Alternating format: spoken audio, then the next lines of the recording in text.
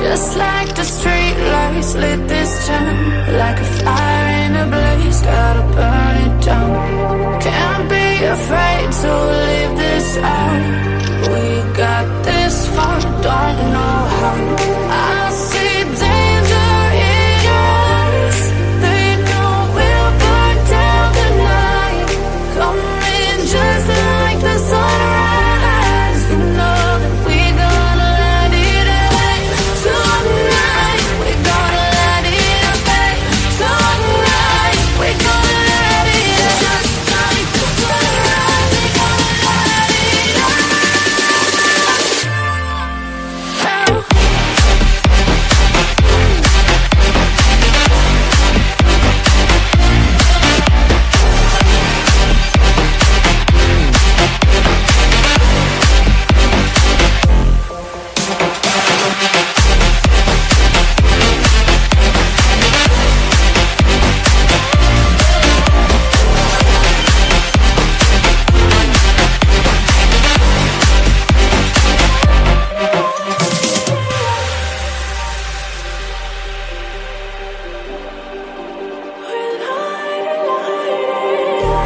Just like a spark that's breaking out. Can't make a stop, can't turn back now. We know that there's no room for doubt. No, we can't turn back now. I see danger in your eyes. They know we'll burn down the night. Coming just like the sunrise. You know that we gonna let it rain. Tonight we gonna let it rain. Tonight we gonna let it rain. Just like the sunrise, we gonna let it rain.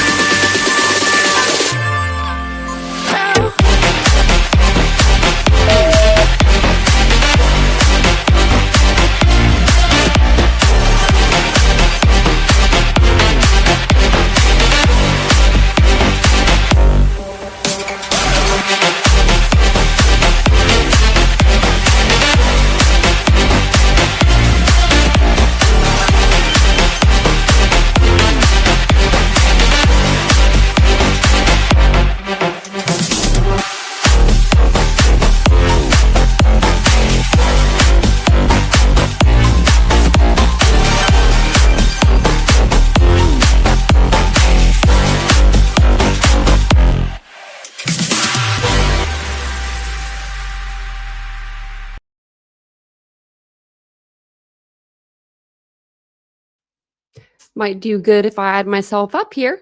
Hi, everybody. How's everyone doing tonight? Welcome in. Welcome in. Hold on. Let me check my settings and make sure I got my sound on. I do. Okay, I do.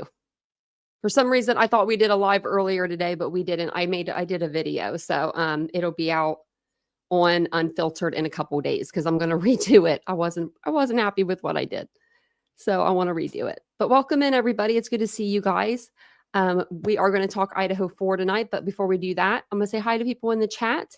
And yeah, if you're new here, let me know that you're new. Also, if you are new, welcome in. My name is Tanya, Tanya for short, or you can call me TitaniumBuilt, whichever's easier for you. But yeah, I'm going to say hi to some people, and then that'll allow some people to kind of get in, and then we'll get right into it because I'm not going to do a whole long live tonight. I have to be up super early tomorrow. The dentist. Bum, bum, bum. I hate the dentist.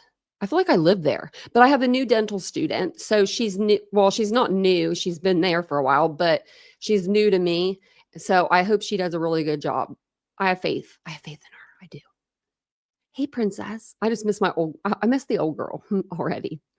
Hey, princess. Hey, Ladybug. How you doing? And I saw that you guys were like Ladybug's number 1. Catherine's number 3. And then I don't know who's number 2 right now. I have to look over here to see. I love how it does that. Hey, baby girl, how are you? There's Kathy there. And then I think it just depends on chatting in the chat. And it said super chat, super things, and then chatting in the chat, I think last night when we looked it up. So that's why the numbers are 1, 2, and 3. And it'll switch throughout the live if more people chat more often than others. So if you're wondering what that means, that's what that means. Hey, Lord Mama. Hey, baby girl. It's good to see ya.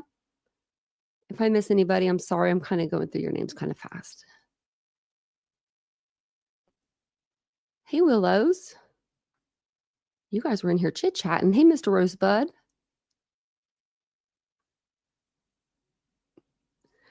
Man, you guys were in here chatting. I love that. I love that so much. Hey, Ash. If I would have known, I would have came in. Hey, Sailor.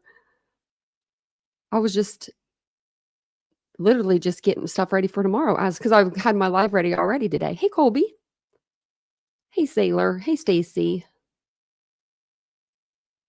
And everyone's probably like, get to it. Hey, Three Sides.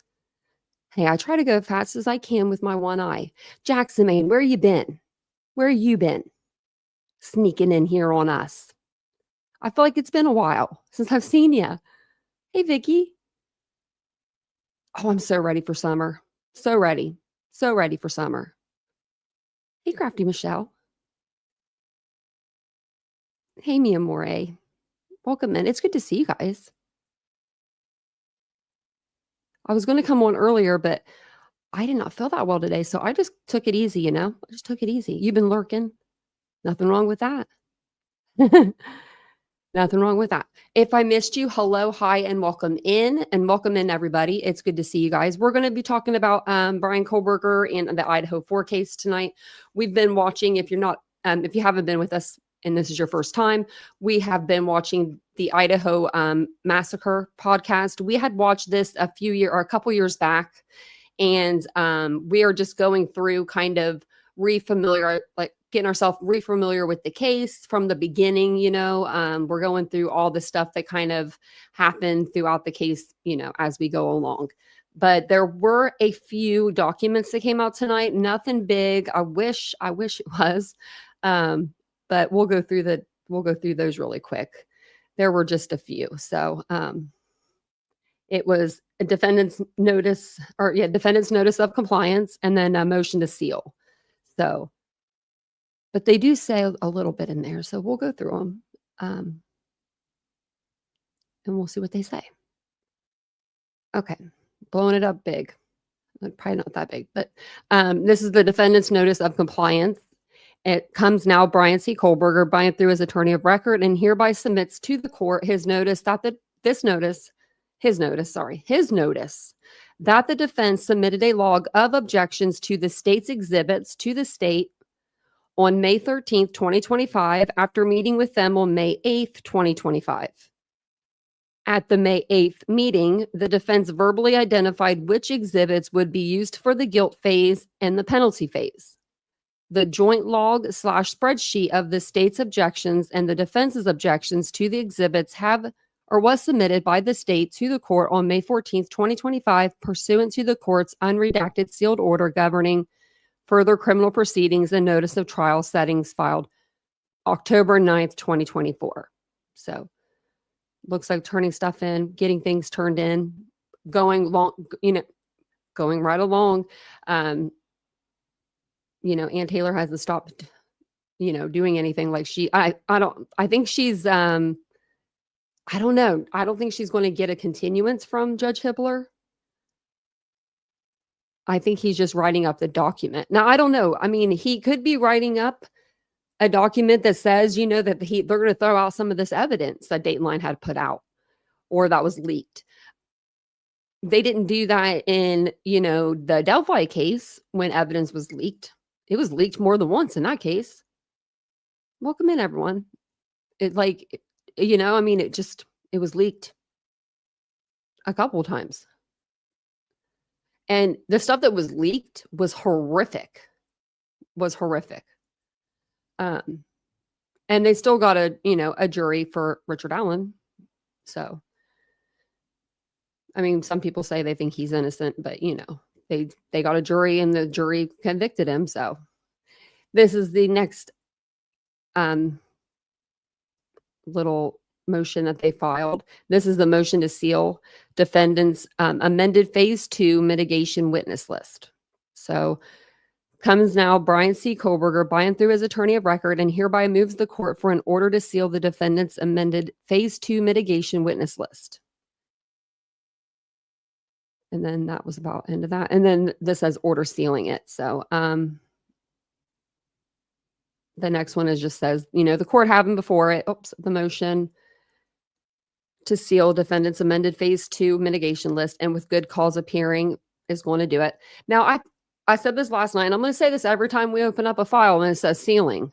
I thought that this judge said we weren't going to seal full documents anymore. We were just going to seal, or we were just going to redact things. Now we're sealing things. So maybe he's mad and he's sealing it all up again, but I don't know. Hey, Cirrus. Hey, Leonora. Hey, Machachi. I saw some of you guys coming in. Welcome in, everybody. Hey, Ashley. How you doing?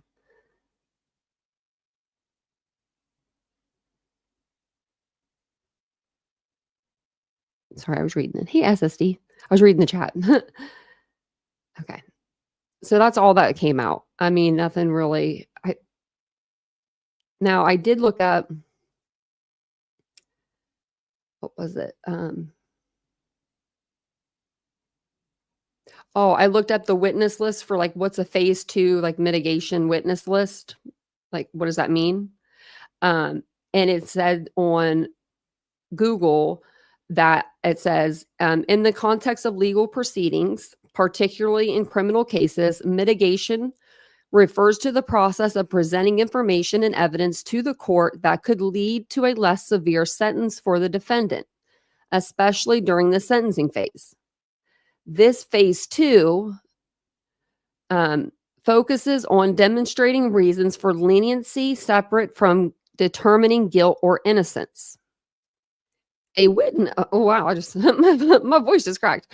That sounded bad. A witness list for phase 2 mitigation proceedings would include individuals who can provide testimony about the defendant's character, history, and any factors that might mitigate the sentence. Common categories of witnesses in a phase 2 mitigation witness list include family and friends, people who can speak to the defendant's character, positive relationships, and potential for reform. Employers, teachers, mentors, experts, neighbors, community members, clergy, and mitigation specialist. And then it just says, then it just goes on to when you should, importance considerations regarding witness list, but timely disclosure, witness interviews, and then witness testimony. So in summary, a phase 2 mitigation witness list is a compilation of individuals who can provide valuable information to the court regarding the defendant's life and circumstances, with the goal of influencing the sentencing outcome. The selection of witnesses and the development of their testimony is a critical aspect of the mitigation process. So, yeah.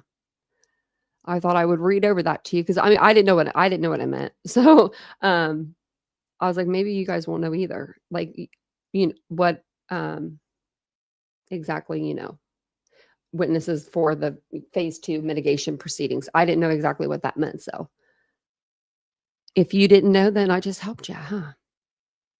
So let's go over. We're going to watch the podcast now. And I'm going to pull it up. Okay. So we've been watching the Idaho Massacre podcast for the last few days on the channel. I will have the episode 2, just the podcast version, just the podcast, not the whole live. It'll be out on video. It'll be members only this evening. I've got a Post-it note that tells me to post it just for the members tonight. And then tomorrow morning/afternoon, it'll be out for everybody to watch. So just wanted to let you guys know that. And then tomorrow it'll be the same for this one. So this next one that we're going to watch, this next episode is called Cracks in the Narrative. It's the 4th episode. And it was released on August 30th, 2023. It focuses on the case against Bryan Kohberger, the PhD student charged with the November 13th, 2022, murders of 4 University of Idaho students, Kaylee Gonzalez, Madison Mogan, Zana Kernodle, and Ethan Chapin.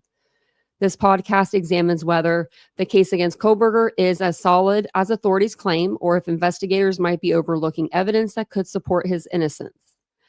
Key points from this podcast that I found, that include case overview. So Kohberger, the 28-year-old criminology student at a neighboring university, was arrested after a cross-country manhunt and charged with the brutal stabbings.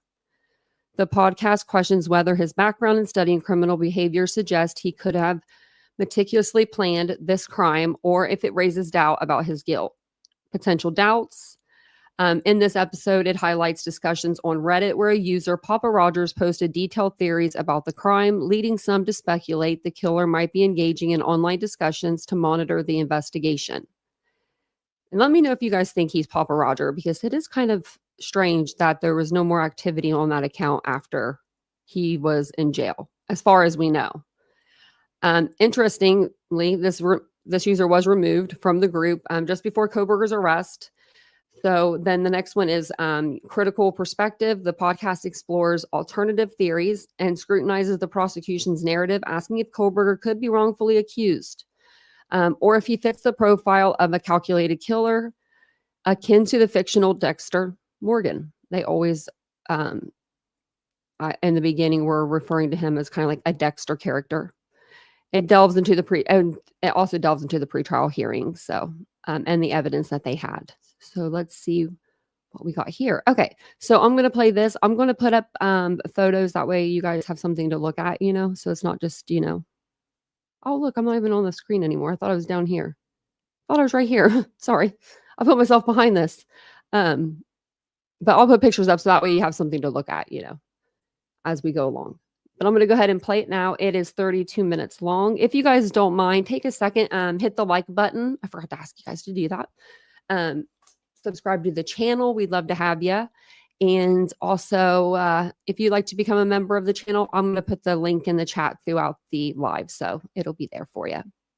And if you want to come up on panel and say anything about the case, I linked the panel link at the top of the chat. So I think that's all I have to say now.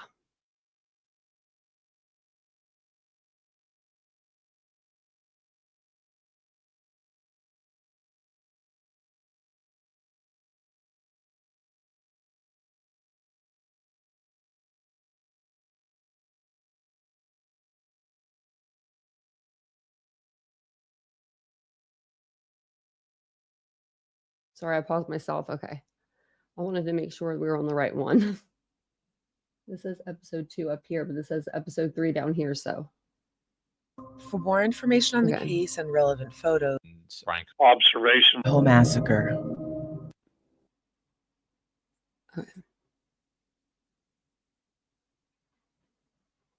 It's supposed to be this one. Okay. I was going to play the wrong one.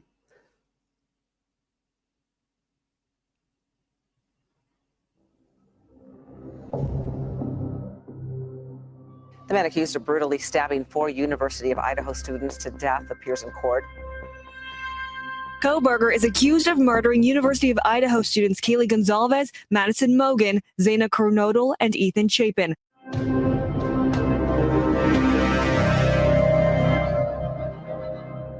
This is The Idaho Massacre, a production of KT Studios and iHeartRadio. Episode 4, Cracks in the Narrative. I'm Courtney Armstrong, a television producer at KT Studios with Stephanie Lydecker, Jeff Shane, and Connor Powell.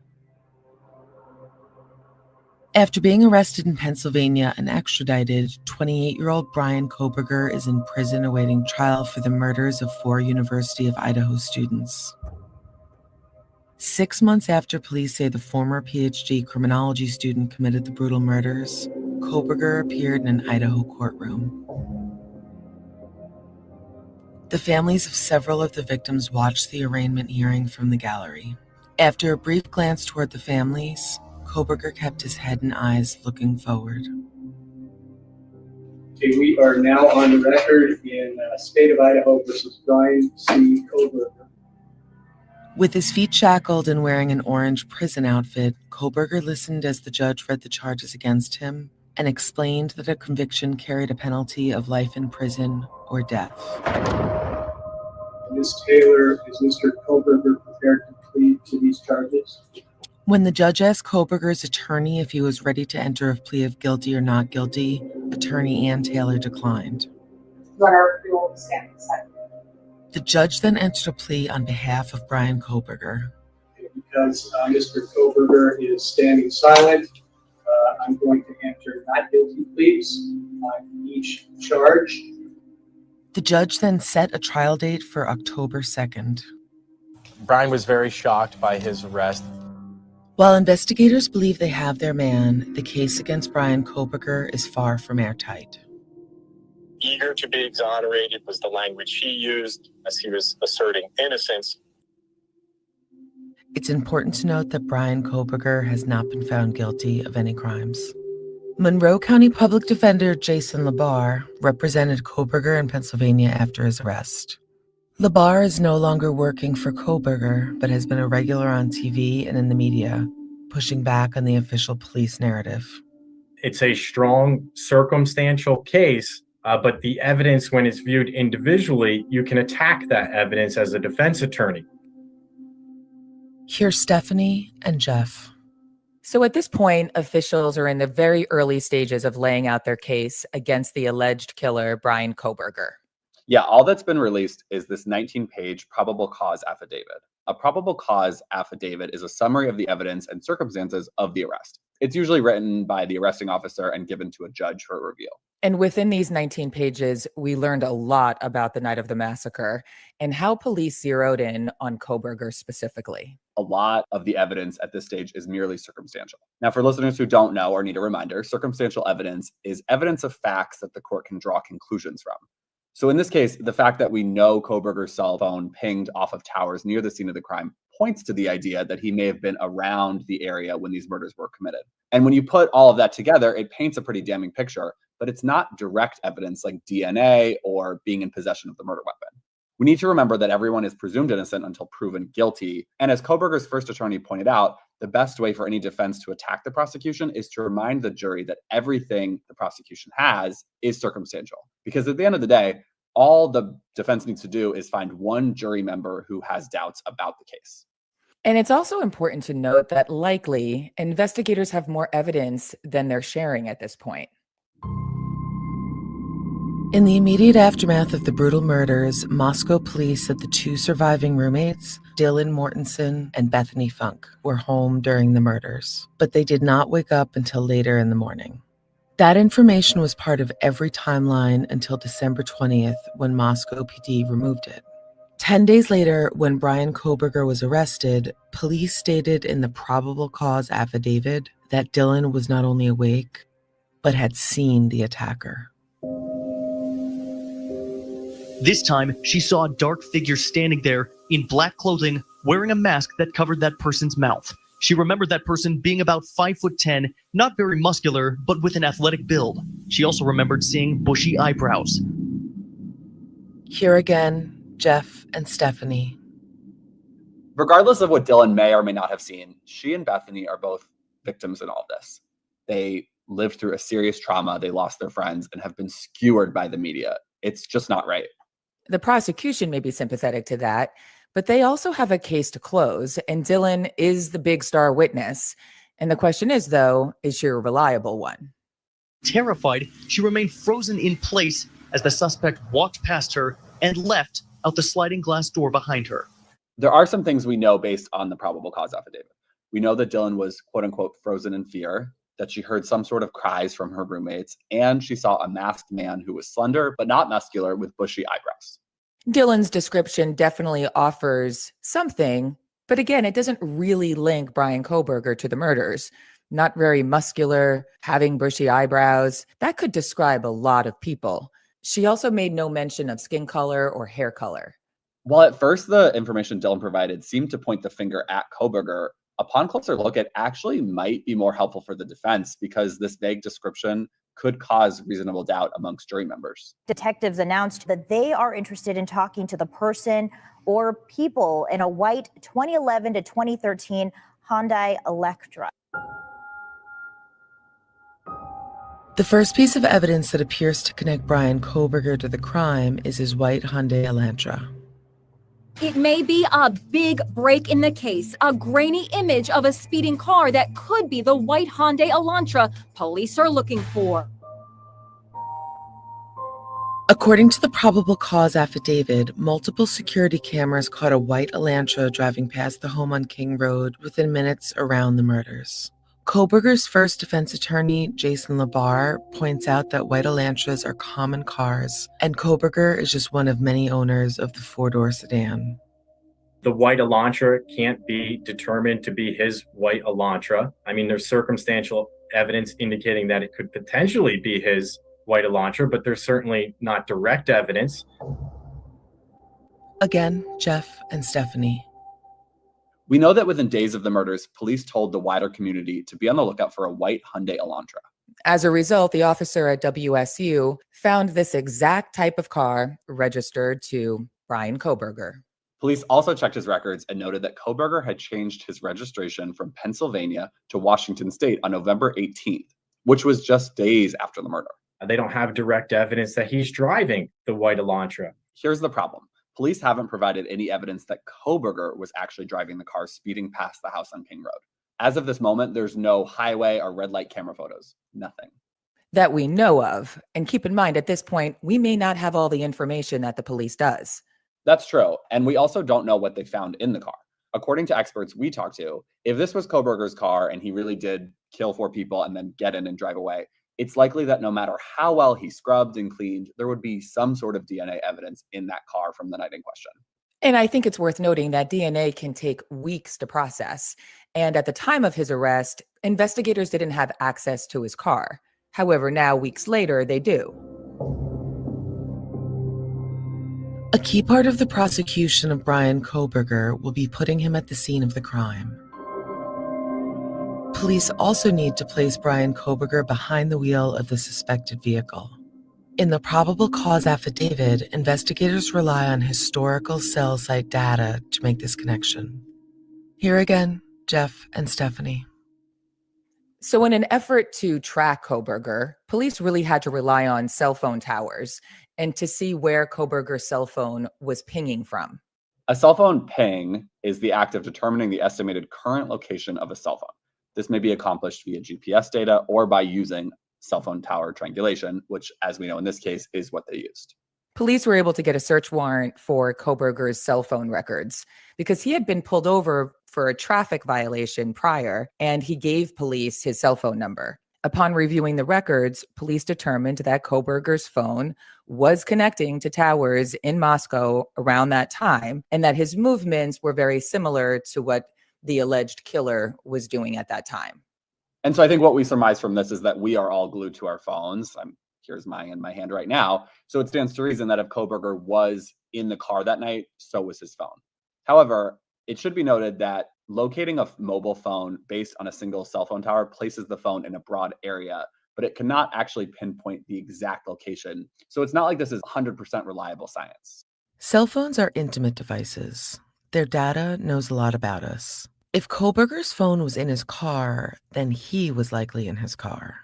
Once police began to hone in on Bryan Kohberger, they began looking at his movements around the time of the murders. He had given his cell phone number to a deputy during a previous traffic stop, so police got a search warrant for his cell phone records.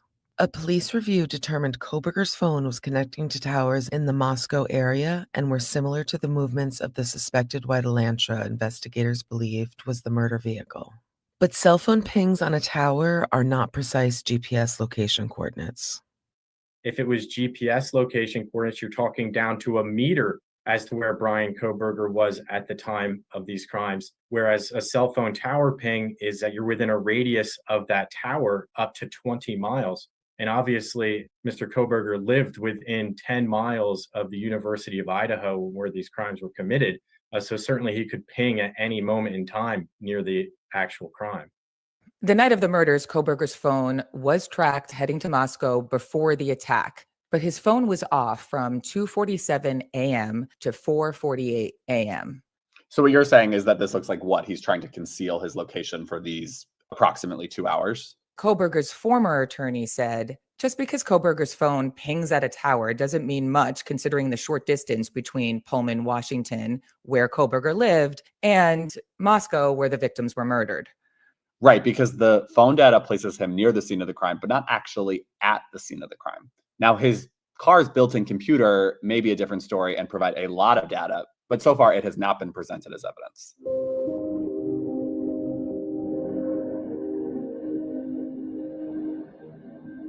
When investigators began combing through the crime scene, they found a tan leather knife sheath underneath Madison's body and the comforter.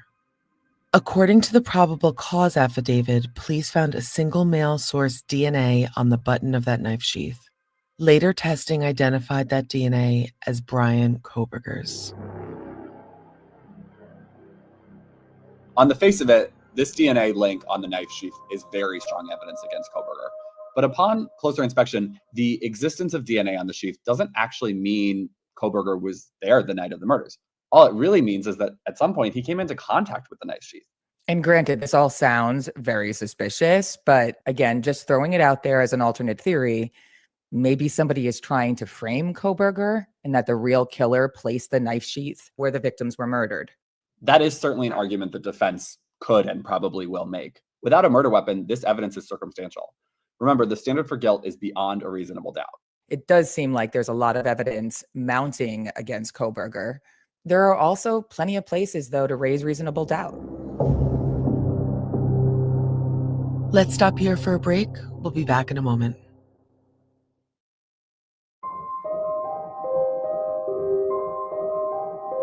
If Bryan Kohberger is innocent, as he claims, are there any alternative theories that could explain the murders? Jeff and Stephanie. Like so many murder investigations, the police looked into many different possibilities in the immediate aftermath of the crimes. The first suspect was Kaylee's ex-boyfriend, a young man named Jack. The pair dated for about 5 years and had recently broken up, but they were still in communication. The night of the murders, between 2:26 and 2:44 a.m., Kaylee called Jack 6 times. Then, between 2:44 and 2:52 a.m., Madison, who was presumably with Kaylee, called him 3 times. Finally, at 2:52 a.m., Kaylee called him one more time, all to no avail. This was all so tragic for Jack, but again, it's very common to look at the people closest to the victims first when you're starting an investigation, but he was ultimately cleared very quickly. So after the ex-boyfriend, we heard about a supposed stalker. A local business owner went to the press and said that about 3 weeks before the murders, they overheard Madison and Kaylee voicing concerns about Kaylee being stalked. She said she would beg friends to walk closely behind her at all times after becoming terrified of someone who would follow her around town. Could this mystery stalker also be the killer? And that story was also backed up by the footage from this food truck. In this video, if you've seen it, it appeared that there was this gentleman, a young guy, kind of following Kaylee and Madison. And again, depending upon how you look at this footage, you could interpret this person as looking creepy or suspicious because he was wearing a hood. It's a snippet of a video. So is everyone just grasping at straws, or is this actual real evidence? Well, Steph, after this food truck guy, we heard about Xana's DoorDash delivery and whether or not the driver might have seen something or somehow been involved. And there were also all of those rumors about a love triangle gone wrong and scorned roommates seeking revenge. It all was getting extremely nuts at this point. It seems as though social media, at least, was targeting a lot of people without any information. And it's safe to assume that investigators checked out all these possibilities and people, and they were all cleared or never even considered suspects in the first place. But unfortunately, with a case like this, it doesn't really mean much for these innocent men and women because they were not free from online abuse and the court of public opinion. Within hours of the brutal murders, local and national media descended on the once relatively unknown town of Moscow and began to cover the shocking killings. At nearly the same time, an invisible army of internet sleuths and trolls began to speculate on the investigation from afar. Dozens of YouTube, TikTok, Facebook, and Reddit groups emerged overnight to discuss, dissect, and analyze all aspects of the case. That'd be us. People are making things up because they want answers. And because the gag order, people are making things up for content too. So like on Instagram and TikTok and YouTube, people are just making shit up and they're running with it. Like it was a drug house and, you know, this was a drug deal gone bad and the DoorDash driver was secretly delivering cocaine. You know what I mean? Like people are just making shit up. Despite the massive amount of public interest, for weeks police provided few details about the gruesome murders. And the judge in Idaho also issued a gag order preventing anyone involved from speaking publicly. The internet, often recklessly, jumped in to fill the void. The baseless speculation and misinformation came with grim consequences for real innocent people. Just know, I'm not the only one who suspects Rebecca Schofield. A TikTok psychic accused Rebecca my favorite Schofield, psychic. an associate professor at the university, of being in a lover's triangle and orchestrating the murders. I'm gonna look up some info on her because I think she's trying to get the case thrown out right now, and she's already lost. And like she's trying to like do some really funny stuff because you know she is funny. TikTok lady, if you don't know who that is, she went around telling everybody on the internet that would listen to her, which she had a pretty large platform on TikTok. She would say that Miss Schofield was a professor and that her and Kaylee were having an affair, that Jack found out, and that Jack killed Kaylee and all of her friends because she was having an affair with the professor. And the professor didn't even know her. There was no connection. I mean, it wasn't even like Kaylee had a class with her and she was a tarot card reader, but she had never had her tarot cards. It's like, where the hell's your cards, lady? I mean, I even have some tarot cards. My friend got them for me after my car accident, but like, you know what I mean? I don't even use them. I should do a tarot reading on myself.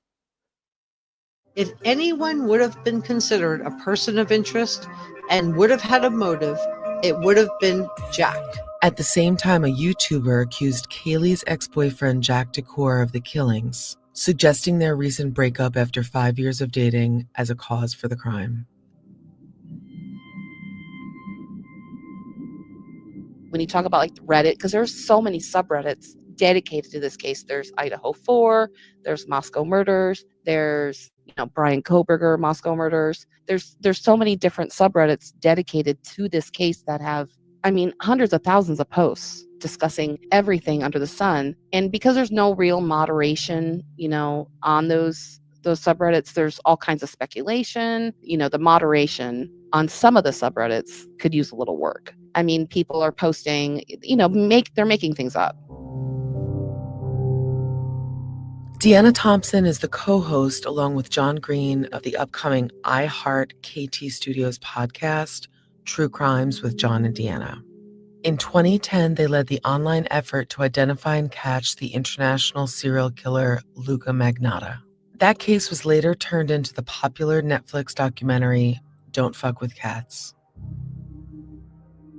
Stephanie and Jeff. John Green and Deanna Thompson aren't your typical online sleuths. They became famous for their work helping catch a killer online. It was all showcased in Netflix's Don't F with Cats in 2019. Here at KT Studios, we're actually working with them on a new podcast called True Crimes, which will be out later this year. And if you haven't seen their documentary, please do. It's astounding, the work that they do.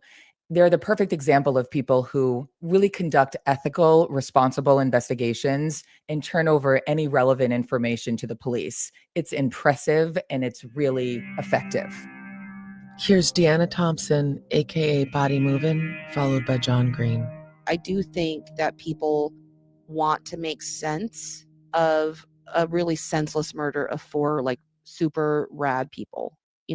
How could this happen? So you have to make sense of it somehow. And in order to do that with a gag order and no information coming out, the only thing that you can do is get on the internet and talk to other people who are also trying to figure out what happened. And I think that is cathartic. The problem with it is imagine being Dylan or Bethany and having all these rumors come out about you, like you're involved somehow, or you were in some sort of drug ring or human trafficking.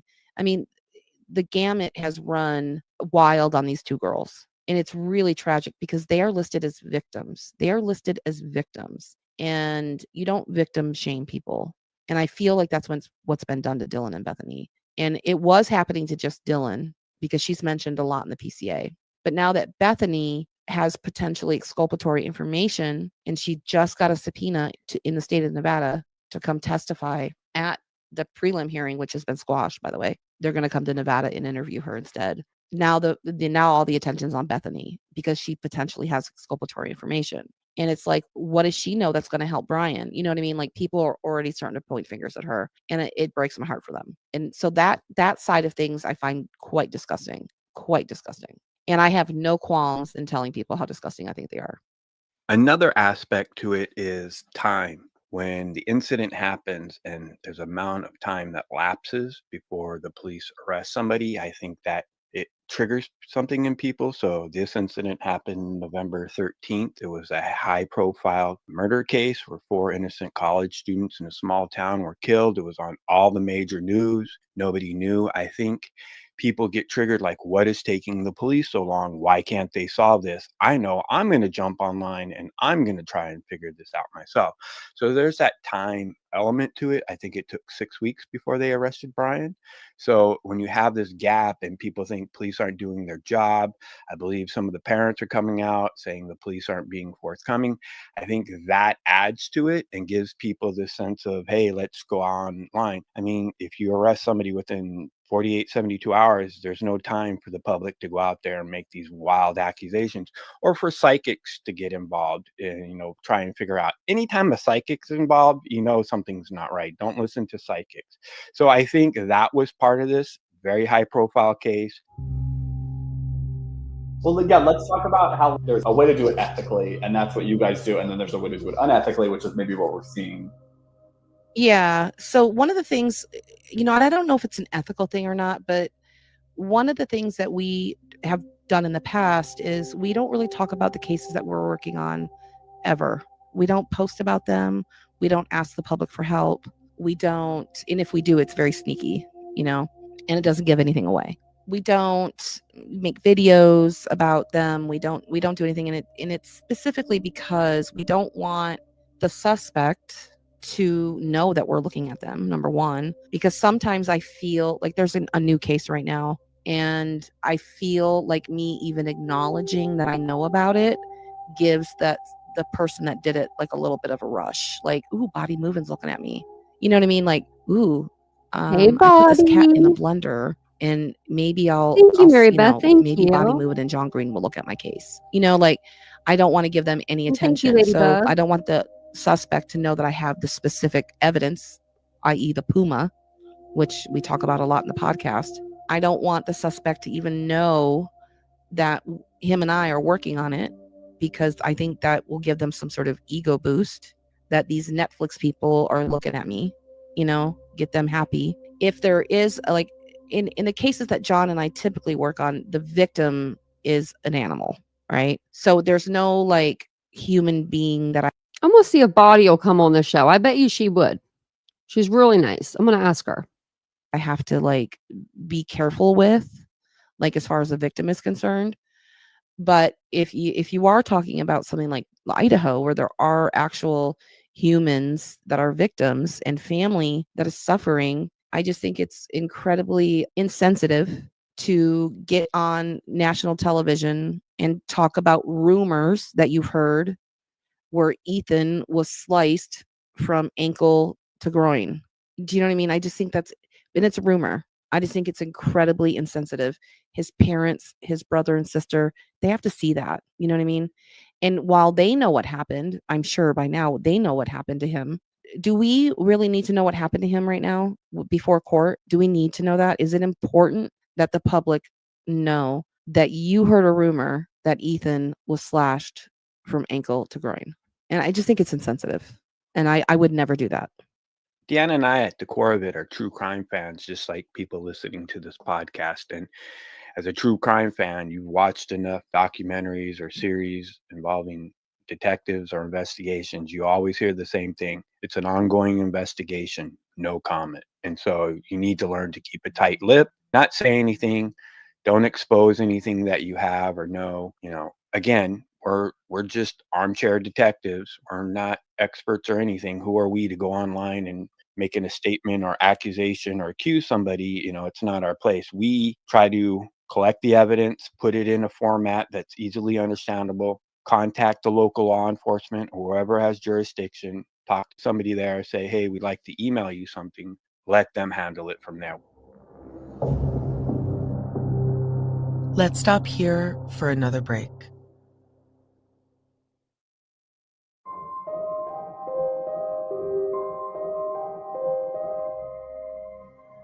In 2022, investigators requested social media videos and photos to help zero in on the movements of Gabby Petito before and after she disappeared. Here is Adam Wandit, a digital forensic expert and professor at John Jay College of Criminal Justice. He points out that her case isn't really one of online sleuths breaking the case open, but more an example of the widespread availability of videos aiding law enforcement. In the Gabby Petito case, the evidence that led to the recovery of Gabby Petito's body was actually evidence that was on a video camera of somebody who was driving through the park that accidentally recorded the vehicle that was used to dump her body in the park. And only after the case, only after he recorded it, when he learned on social media that there was a potential body or murder in that park, he went through his own evidence, found what he was looking for, posted it to YouTube, sent it to law enforcement. And in the Gabby Petito case specifically, that evidence was critical for finding her body and bringing her killer to justice.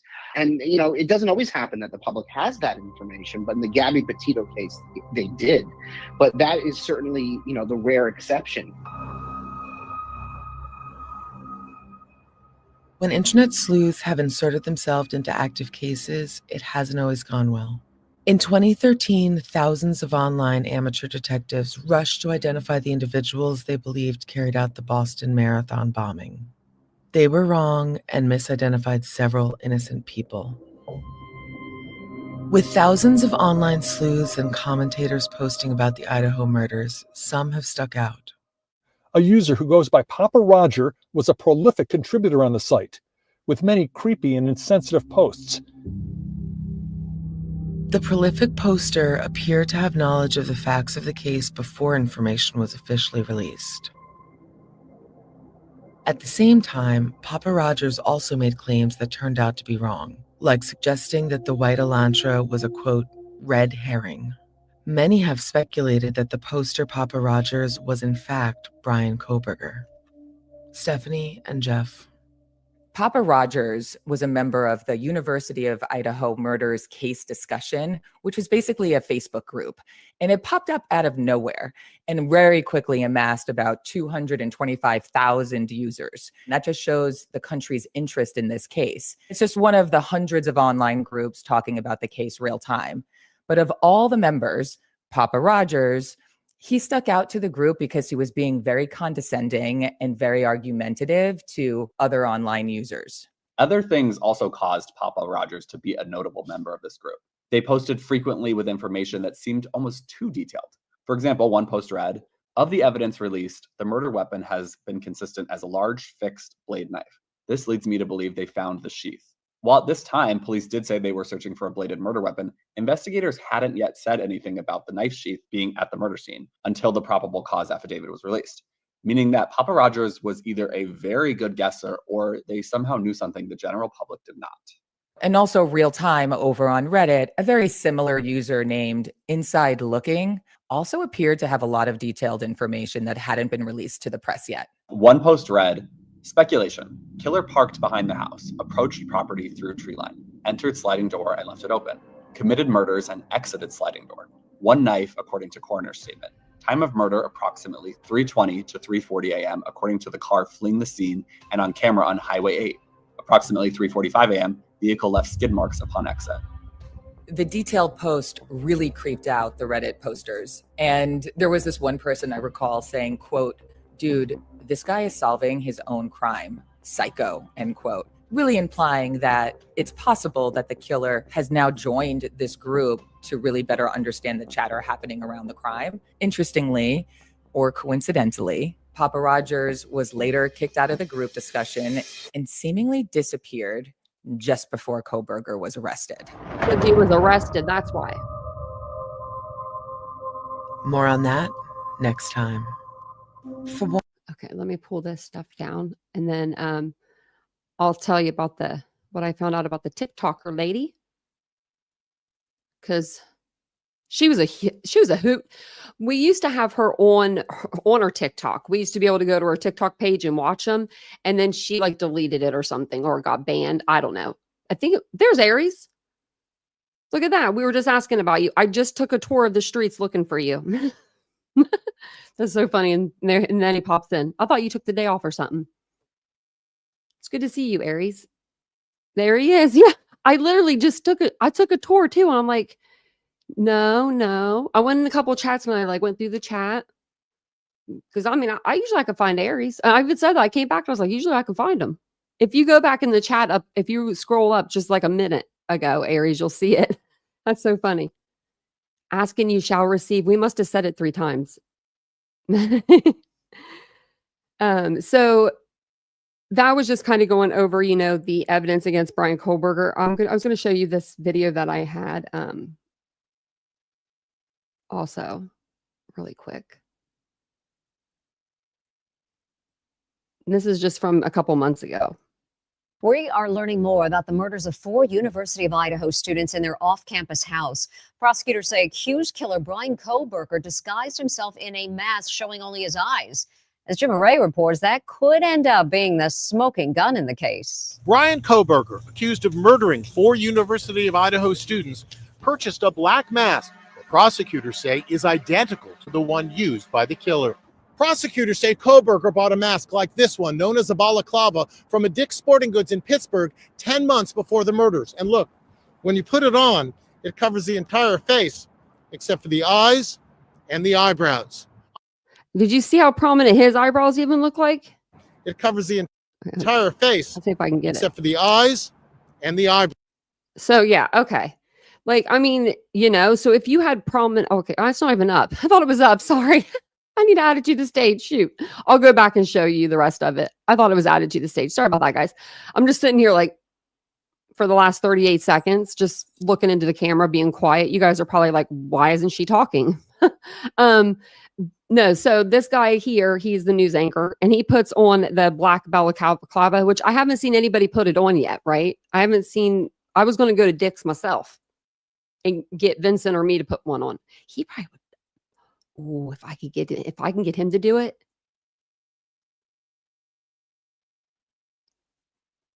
I'm going to write that down because I'm taking this notebook with me tomorrow. So, okay. Yeah, but I think the eyebrows, even on this guy, you can see them pretty well. So if they were prominent, I think you would definitely see them and be like, whoa, like interesting. So, okay, we'll go back. We are learning more about the murders of 4 University of Idaho students in their off-campus house. Prosecutors say accused killer Bryan Kohberger disguised himself in a mask showing only his eyes. As Jim Array reports, that could end up being the smoking gun in the case. Bryan Kohberger, accused of murdering 4 University of Idaho students, purchased a black mask that prosecutors say is identical to the one used by the killer. Prosecutors say Kohberger bought a mask like this one, known as a balaclava, from a Dick's Sporting Goods in Pittsburgh 10 months before the murders. And look, when you put it on, it covers the entire face, except for the eyes and the eyebrows.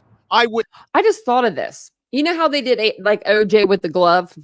I mean, it didn't fit, of course. But do you think that they would have Bryan Kohberger to like put on the balaclava? Like if the jury asks for him, right? If the jury asks for him to do it, doesn't he have to do it? That I don't know. Like I don't know the law when it comes to that part. Like I know the jury can ask questions and everything, but can the jury? I have so much stuff I'm writing down.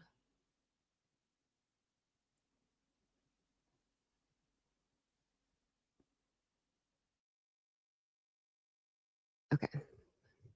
Witness Dylan Mortensen says she saw a man in a similar mask in the house the night of the murders. She sees the killer. All right, well, they'd have to look up the size. If they could figure out the size of the balaclava that he bought and they bought the same exact one, then yeah, you know. Passing by, a man dressed in black, a black mask up to his nose with bushy They didn't find eyebrows, one. as she describes him, about 5'10", athletic. And she's frozen in shock. I think they're finding like receipts and stuff like that and payments like that way, but they're not finding the actual items. Kind of like the K-bar knife. Dylan drew this sketch of the mask for investigators. And prosecutors say this selfie of Kohberger, taken 6 hours after the murders, shows the bushy eyebrows. Bryan Kohberger. Prosecutors also want to introduce into evidence a paper from his criminology course at DeSales University in Pennsylvania. Was it a blueprint for a murder spree? The 12-page essay titled Crime Scene Scenario Final is a how-to for handling a crime scene involving a 35-year-old woman who'd been stabbed to death in her home. The bruises on her face, the marks on her neck should be photographed. Does she have defensive wounds? Are there hesitation marks related to the knife, or are there multiple stab wounds, he wrote. Prosecutors claim the essay shows his detailed knowledge of police procedures and an obsession with murder. Bryan Kohberger's background in criminology encouraged him, I believe, to try to commit the perfect crime. Kohberger, whose trial is set for August, has pleaded not guilty.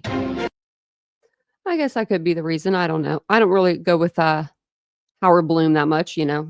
But it says here that I couldn't find anything from this year on the TikToker, but I know I just heard something recently. Let me actually go to X and see if I can like type in. What would I type in?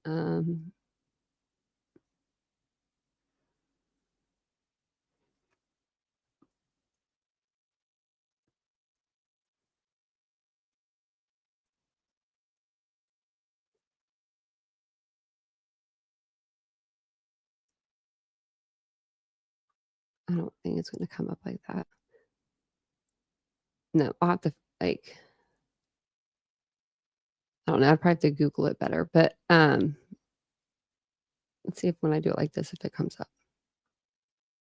So it just says here, if you want to know about it, TikTok user Ashley Gilliard, who was sued by University of Idaho professor Rebecca Schofield for defamation after Gilliard falsely accused Schofield of being involved in the murders of 4 students. Gilliard's videos claiming Schofield was responsible for the killings have been viewed millions of times, according to the lawsuit. The suit alleges that the false statements caused emotional distress and damage Schofield's reputation. And then this is from, that's wow. So right here. Okay. It says, let me see if it'll like let me read this. Is it going to let me read it? Okay, it will. So this is the professor.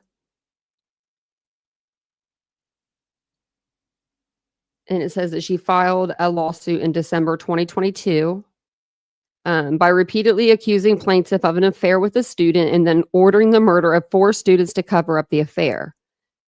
Defendant communicated information to others that was defamatory. And then Schofield will seek punitive damages against Gilliard in a subsequent trial. I think that she got like $500,000, I want to say. I don't know why I can't find it like when I'm looking it up on the internet right now, but I'll look more into it. But yeah, she got in a whole bunch of trouble. I mean, you can't go around saying that somebody murdered somebody. Like, and I don't know why more YouTubers don't really look at that case. Like, maybe I need to put that out like in a video form, just so everyone knows, you know, about it. My neck's kind of bothering me a little bit.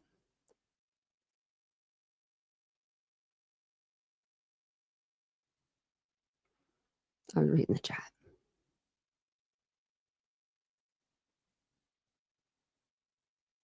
He could have Ladybug. That's a really, I mean, yeah, he could have put clothes over instead of taking them off. Like putting more on. Could have, yeah. Hey, Ryan. Watch him put it on and be like, it doesn't fit. Yeah, baby girl, that would be what happens. or we'd get lucky, or he'd get lucky and he would have bought like 2 of them, you know, like Amazon. Sometimes you buy something, it doesn't fit. Like actually this isn't, these all fit kind of, I mean, but I got some stuff off of Amazon. It's right here on like a clothing rack, and I was steaming it, and some of it like is a size small and it fits like, you know, like a small, but then some of it's a medium and it's like all the way down to my knees. And I'm like, that's a huge medium. It's a huge medium. But that's what I did my video over today. So if you guys are into that stuff, it'll be on my Unfiltered channel. Let's see. I think that was, oh wait, is that all I want to show you? Yeah, I think so. It says here that she did, she was, you know, charged with committing defamation, Ashley Gilliard. I don't think she has a TikTok anymore, but I'm going to look, I'm going to try to find her. She provided no evidence, and says, for her claims beyond her tarot readings.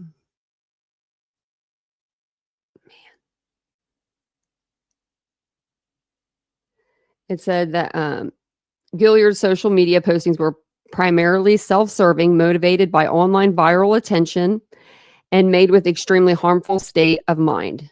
Chief U.S. Magistrate Judge Raymond Patrico wrote in a memorandum decision. Wow. The Chief U.S. Magistrate Judge? That doesn't sound like fun. Not at all. So if you are a member of the channel, thank you so much for being a member first and foremost. And I wanted to let you know I'm going to post the podcast that we listened to. It would have been like a couple days ago. It was the second one. This one we just listened to was the fourth one. So I'm going to post it now after the live. That way, if you guys want to watch it, you'll have first dibs on watching it. It's just the podcast version, or just the podcast only, with pictures and stuff to go over it. And then it'll be out on video tomorrow for everybody else to view it. I'll put it on for 11:15 a.m. just in the morning. You guys can wake up if you want and listen to the podcast if you'd like to. But I appreciate everybody being here.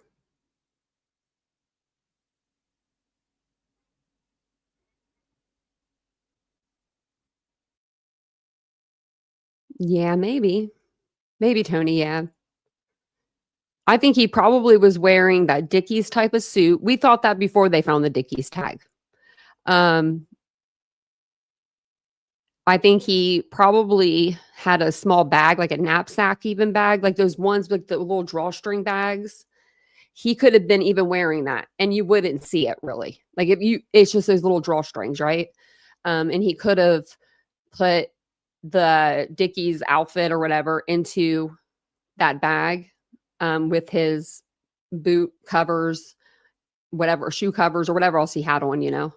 But I don't actually know if I don't actually, he wouldn't have been wearing boot covers because Dylan said he was wearing boots.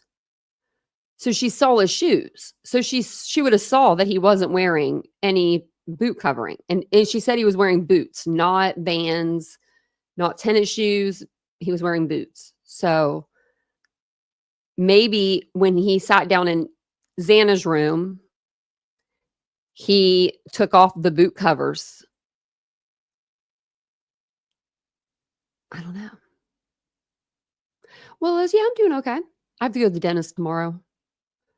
Oh, and it pains me to go. It's going to be, we're going to re-cement a tooth that's not taking. So I have to get a permanent. That's a lot of money. So if I'm not as chipper as I usually am, I'm trying. Maybe it's like in the back of my head or something though. Hey, Chris. Hey, Villanova-in-law. Alternative perpetrator theories. Yeah, Xana's mom made a confidential informant. Yeah.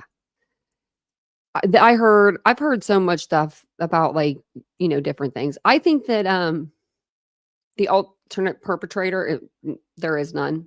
They haven't provided any evidence of it. And I think they would have provided evidence of it a while back, not right before we're getting ready to go to trial, right? And then if they don't have one before trial, if they don't have their perpetrator, they're not going to be able to use that as a defense. I think that the judge is going to make that decision though way before trial.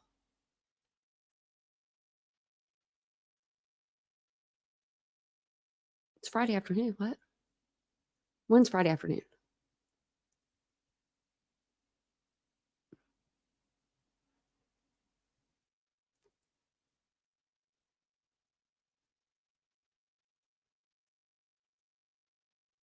Kiwi. I was just reading the chat. Yeah, I think he took. That's what I think so too, baby girl. He took the boot covers off. I don't think he took off the outfit. Maybe there. I think he waited till he got towards maybe the back door. I don't know. It's hard to tell. I mean,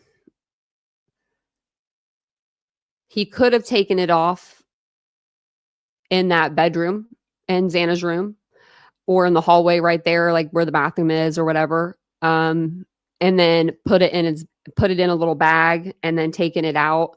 And that's why I'm thinking more of like a knapsack bag, because Dylan didn't see him with a bag or anything in his hand, right?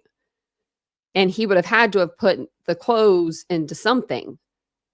Unless we are to believe that when he walked in the door, he sat, maybe his bag down there and he thought, okay, I'll come back to it. But then that almost risks somebody seeing it, right? Because he was supposedly only, in my opinion, he was only going there to kill one person. So why would he leave his bag at the back door, risk somebody waking up and seeing it and being like, whose bag is that? Right? I don't know. Maybe not. Could have wrapped him up in the shower curtain. Yeah. I was thinking he had that just maybe like placed in his car, like laying down in his car, just as an extra, like an extra shield.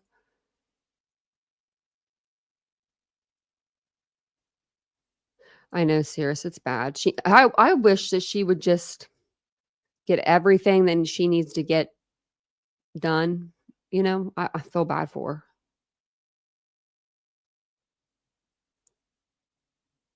I feel really bad for Jasmine. That's who my heart really breaks for.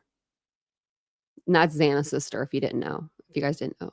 My heart breaks for Jasmine like no other. Yeah, Willows. I actually grew up 30 minutes from Pike County. We were going over it. So this podcast that we're listening to did the Piketon podcast also. It might be the same podcast. And we were going over them. And let me see. I'll show you. Or I'll tell you how many we had. We just didn't get like a lot of people, it seemed like, that wanted to watch it. Like I wanted to do a couple cases and I haven't done them because I feel like nobody would watch it with me. Let's see. Let me see if I can look it up. Like Pike. Okay, so we've done 1, 2, 3, 4, 5. It looks like 5.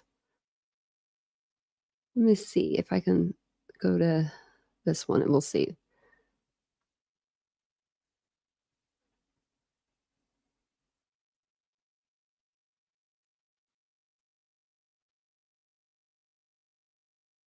Yeah, I just didn't get the views. Like at all. Ooh. I was trying to see if I can find the whole playlist. But it's like pulling up the videos. Let's see.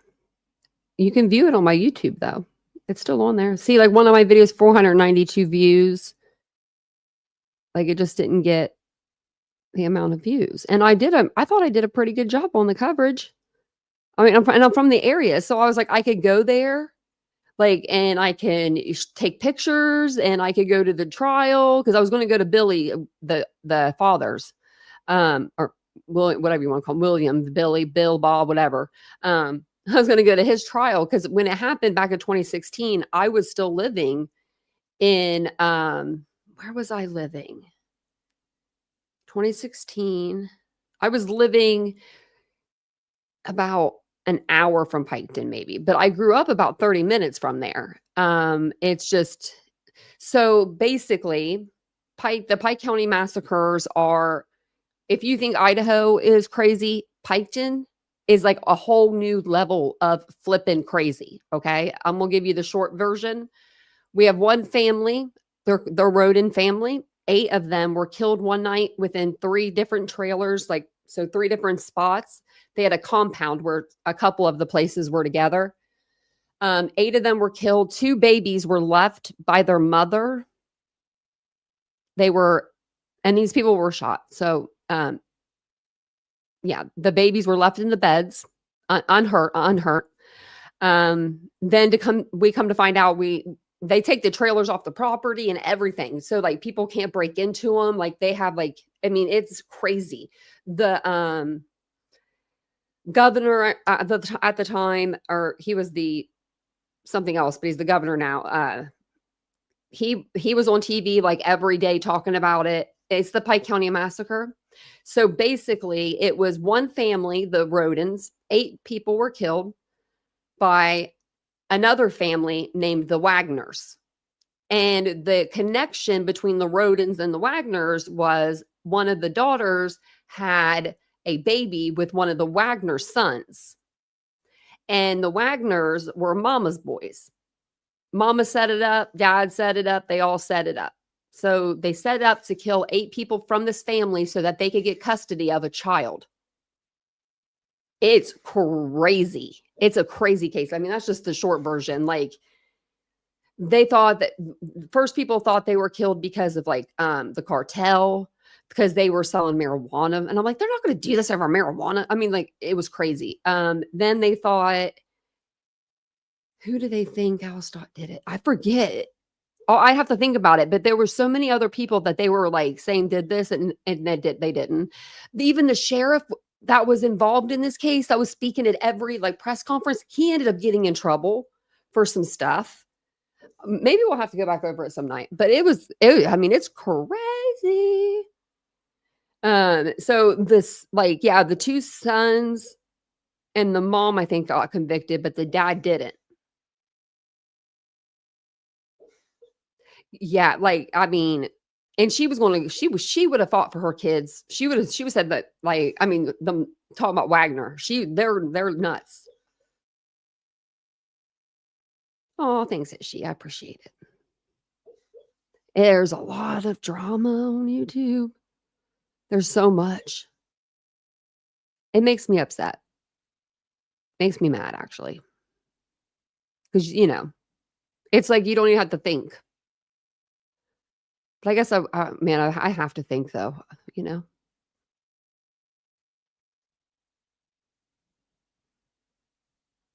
Yeah, it is. It was really crazy. Yeah, serious. At whose trial? Oh, that's sad. Yeah, it's just, Jenna, it's nuts. It is nuts.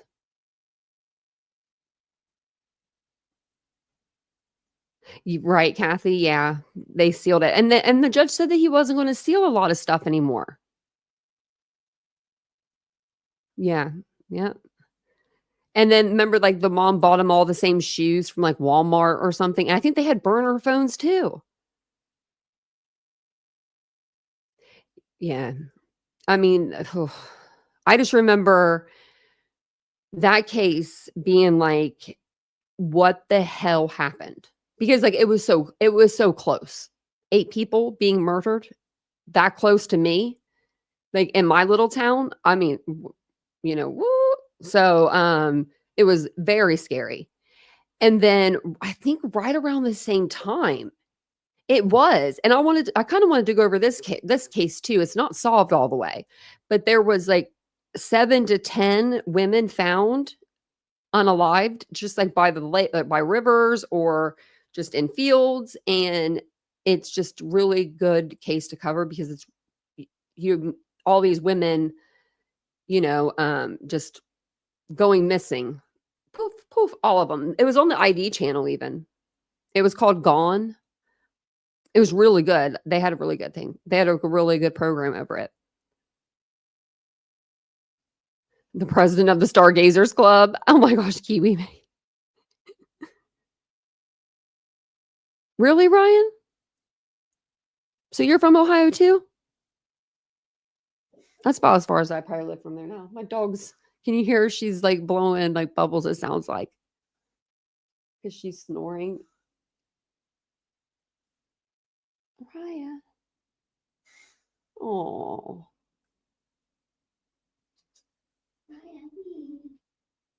She's like, she's breathing funny.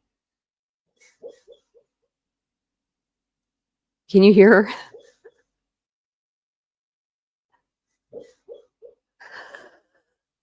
If Santa Claus was sleeping, these are the noises he would make. Do you hear him? Trying to put the mic down there, but I don't know if you can hear her, but she's funny. That's not me. I'm looking at her. Y'all see my eyes open. Wouldn't that be funny though if I... Okay, I don't know what made me think of this so fast, but it did. Okay, this is bad. But I might do this some night. But if I got really, really tired, if I could train my eye, like, I don't think this eye's open. Okay, if I could train this eye to close and this eye to stay open, I could totally fool you all. You know, because I'd be sleeping because this is my eye like that. I can't see out of this eye, right? If I could train myself to do that, that would be cool. True Crime Lullabies. Did you see his wife in the basement of their home doing the Netflix or the Peacock series? We showed it a couple nights ago, like the where they have her sitting in the basement right in front of his vaulted door with the big old, like, it's like one of those big old turning knobs like they have in bank vaults. Yeah, Ashley, right in front of the creepy ass vault door and the stairs. Yeah, crowns like for your teeth or different crowns or crowns like for your head. Oh, you talking about the crowns? Okay. I'm like, crown, because I'm getting a crown fixed tomorrow. That's why I was like, which one? I got you. Okay. So 1, 2, and 3 is basically if you it wants people. Okay, so YouTube is trying out a new format and they want people to chat in the chat is basically what it is. So the more that you're in the chat, chatting in that live. So like, or if you send a super chat or a super thanks, it'll get you a number. So it'll be 1, 2, or 3. It just means like you're number 1 in the chat because you you chatted the most, or maybe you sent like a super chat and you chatted a lot. But either way, you have to chat like in the chat. And then it'll change. Sometimes the numbers will change throughout the live, you know, because like, you know, let's say baby girl chatted 300 times and, you know, Ladybug chatted 301 and then baby girl got 302. Maybe her number will go up from 2 to 1. You know what I mean? If they were like 1 and 2. So that's how I've taken it to be. So super chats, super thanks, and then just chatting in the chat. You know, yeah. So that's the more you know, you know. I can't see it on my StreamYard. I can see it on my iPad though, and I can see it when I go to my like streaming like services. Ladybug's number 1. She's like, I'm gonna get in that number 1 spot. See, I don't know if I could do that. Y'all, don't put me in that. Don't put that pressure on me in a chat. I can't look. If I'm going into a chat, please don't have it in there because I love me a competition, you know? Thank you, Sirius, for the super sticker. I appreciate that. Thank you so much. But yeah, and I wanted to do Crystal Rogers too, but I only got 40 people to vote. So if you want to see the Crystal Rogers case, go over and vote on my poll. Just, you know, like I would love to cover, you know, other cases and stuff too. I just want to make sure everyone's all happy. That's all. You know what I mean? Let me exit out of some stuff and then see where we're at. Okay. So let's see if there was anything else that came out. I don't think there was no more orders or anything. So nope. Okay. So in the beginning of the live, there was a couple documents that came out. They were just sealing things. It wasn't important. But we did go over all of those. So we're all caught up on the documents. We are on episode, I think, 4 of the podcast. So episode 2 will be out in just a few minutes. And we just watched episode 4. So episode 3 will be out tomorrow. It's like I'm a day behind kind of. But I'm going to post it. Actually, I'm going to post it. Maybe I can post it now. So I'm going to schedule it. I'm just going to post it now since, so I don't forget. Because I forgot last night or a couple nights ago. I was like, crap. And I had it all ready. Okay. Do I have this in the all channel members? Okay. And it'll go to public May 30th. So tomorrow at 11:15 a.m. So if you want to watch it when you wake up tomorrow in your morning coffee or your breakfast or something, you'll have it. And then, so it should be on for members. Make sure you guys can see it, but you guys should be able to see it. So I appreciate you guys all being here tonight. I'm going to get off here because I'm going to get ready for bed. I've got to do my hair and stuff before I go to bed because I have to get up early in the morning, like super early. Oh my gosh, Kiwi May, thank you. Breaking Dog is saying he's found Bryan Kohberger. I really wanted to ask Dog on Twitter today because he was like talking about something like his life, like I'm doing this and that and this. I wanted to be like, what about Sebastian? What about Sebastian?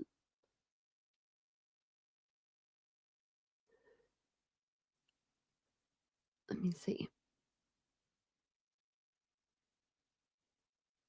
Mary Beth, you're fine. You're fine.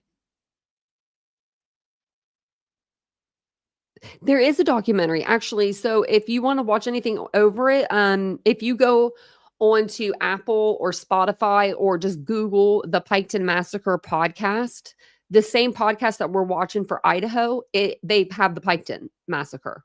And I think that's a really good podcast to listen to. Also, I'm sure that there's other documentaries out there. Like, I can't think of any, but I'm sure that there are. So. Really? It took Ladybug down to number 2. Yes, it's crazy, isn't it? Look, baby girl's like, yes, I got that number 1 spot. I'm like, I'm not gonna be able to deal with that.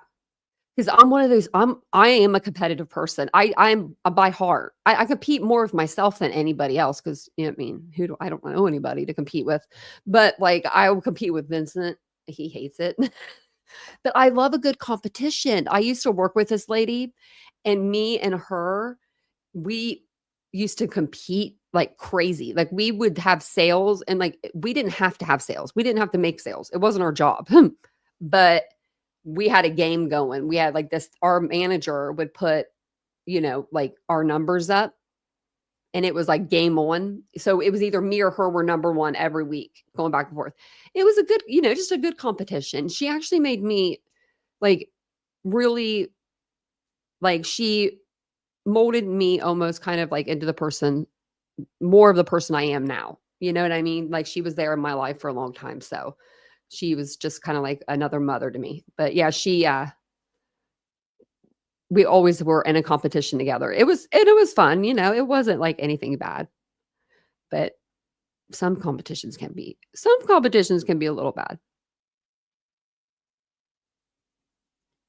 I need to see about everything that's going on with Crystal's case. I've listened to a little bit, but I haven't seen a lot. Like I've listened to like what I can listen to. Oh, I'm sorry you're having arthritis problems because it is no joke. Okay, well, I'm going to jump off here. I'm going to go get ready for bed. I'm going to got to get all my stuff ready for the dentist tomorrow. I hate going. I have to be there like at 8, so I have to leave here by like, oh my gosh, 6:30. Oh my good golly. Oh, have fun sleeping in tomorrow, guys. Think of me. I'm just kidding. I'm just kidding. But I may be on tomorrow. You never know. Like during the day, if I don't come home and go to sleep, just depends, I guess, how I feel. But I'll be on, and you never know. I may be on just to talk to you guys because I don't know. You never know what's going to happen. But thanks for being here tonight. I appreciate it. I will see you guys all tomorrow. Sleep tight and have a wonderful day. Bye, guys.